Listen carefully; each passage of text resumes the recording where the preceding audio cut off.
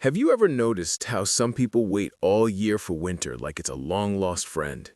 The first cold breeze hits, the sky turns a little gray, and suddenly they feel alive. They start wearing hoodies, making hot tea, walking outside just to feel the cold air on their face.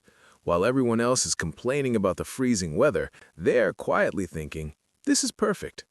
Meanwhile, summer arrives and those same people feel off. The sun is blazing, people are excited about beaches and barbecues, but they just want to sit in a cool room, maybe with a blanket, wondering why everyone else seems energized by the heat.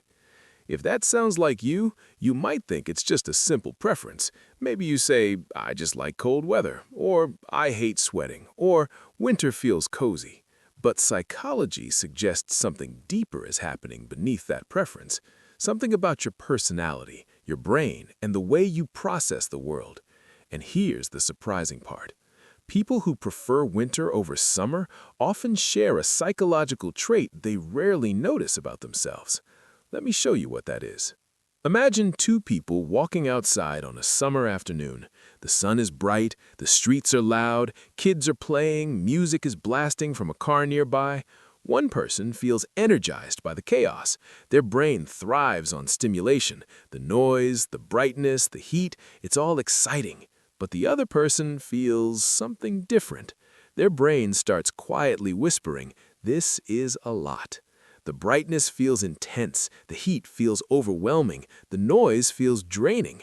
After an hour outside, they feel mentally tired, like their brain has been running a marathon. Now, place those same two people in winter. The air is cool, the streets are quieter, people move slower, the sky is calm and muted. Suddenly, the person who struggled in summer feels relaxed. Their brain finally gets the environment it prefers. Psychologists call this sensory sensitivity. Some brains are simply more responsive to stimulation, light, noise, temperature, social activity, and when the environment becomes too intense, those brains get overwhelmed more quickly. Winter, interestingly, tends to create a softer sensory environment. Cooler temperatures, dimmer light, quieter social spaces. For someone with a sensitive or introspective mind, that can feel incredibly comforting. It's not just about the temperature, it's about the atmosphere. Think about the difference between a crowded beach party in July and a quiet evening in December. One is loud, bright, and full of movement. The other is calm, reflective, maybe even a little mysterious. And here's where things get fascinating. Research in personality psychology often links a preference for quieter environments with traits like introversion, introspection, and deep thinking. Not always, but often. People who enjoy winter frequently enjoy time alone, time thinking, time observing.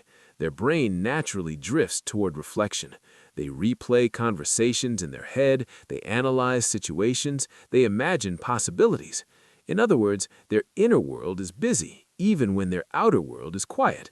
Summer environments, with their constant stimulation, sometimes interrupt that inner flow. Winter, on the other hand, protects it. It creates psychological space. If you think about it, winter almost invites introspection. The days are shorter, people stay indoors more, social energy slows down, nights arrive earlier. Historically, winter was a time for storytelling, reflection, planning. Humans gathered around fires and talked about the past year and the future ahead.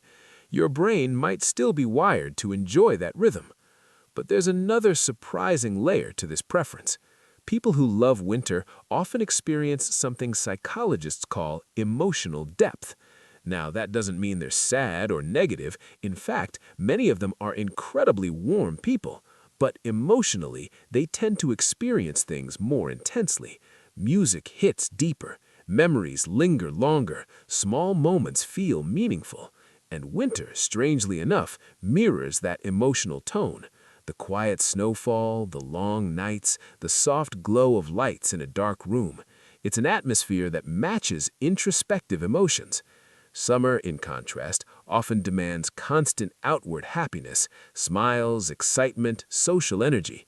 For someone who naturally processes emotions more deeply, that pressure can feel exhausting. Winter doesn't demand performance. It allows authenticity. You can sit quietly, think, read, reflect, and your brain feels at home. There's also a biological side to this that many people overlook. Temperature actually affects brain chemistry. Cold environments can increase alertness. Your body releases norepinephrine, a chemical that sharpens focus and attention. That's one reason some people feel mentally clearer in colder weather. Heat, on the other hand, can make the brain sluggish. When it's hot, your body works harder to regulate temperature, which can leave you feeling tired and irritable. For certain personalities, that difference is dramatic. Their focus improves in winter. Their creativity flows more easily. They might not consciously realize it, but their brain is quietly telling them which environment works best. And then there's something even more subtle. People who love winter often have a unique relationship with solitude. Notice I said solitude, not loneliness. Loneliness feels empty. Solitude feels peaceful. Many winter lovers don't just tolerate being alone, they genuinely enjoy it, not because they dislike people, but because their mind becomes incredibly active when the world gets quiet. Ideas form, memories surface, creativity expands. A long walk in cold air can become a full conversation with yourself. A silent evening can feel like a mental reset. To someone who thrives on social stimulation, that sounds boring. But to someone with an introspective brain, it feels like freedom. This is why many writers, artists, and deep thinkers historically preferred colder climates or winter seasons. The quiet helps the mind wander, and wandering minds often discover unexpected ideas. But here's something important to understand. Liking winter doesn't mean you're antisocial, moody, or strange. Sometimes society subtly sends that message. If you'd rather stay inside with a book than go to a loud summer party, people might assume something is wrong. But psychologically, it might simply mean your brain processes the world differently.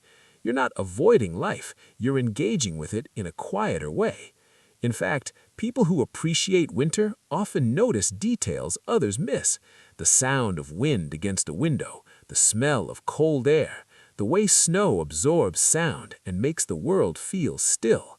Their brains are tuned to subtleties, and subtleties are everywhere in winter. But there's one more psychological truth that many winter lovers don't realize about themselves. They're often more comfortable with complex emotions. Think about the emotional tone of winter itself. It's not purely happy, it's not purely sad.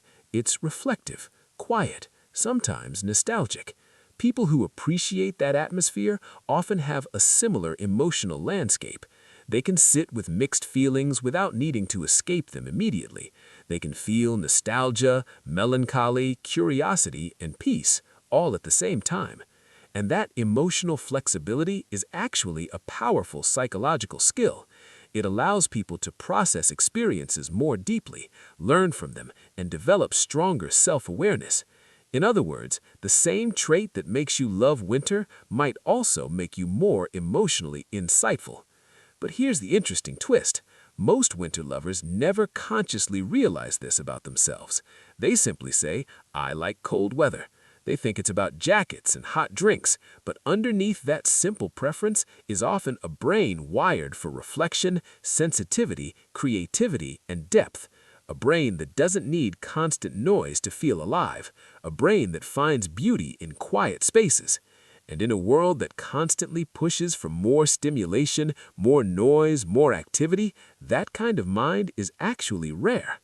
So if you're someone who feels a strange sense of peace when winter arrives, if gray skies feel comforting rather than depressing, if cold air makes you feel clearer instead of miserable, it might not just be about the weather, it might be about who you are.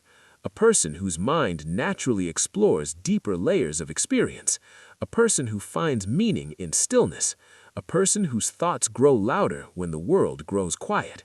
And maybe that's not something to question. Maybe it's something to appreciate. Because sometimes the people who love winter the most are the same people who quietly observe life in ways others never notice. And those perspectives, the thoughtful ones, the reflective ones, are often the ones that understand the human mind best.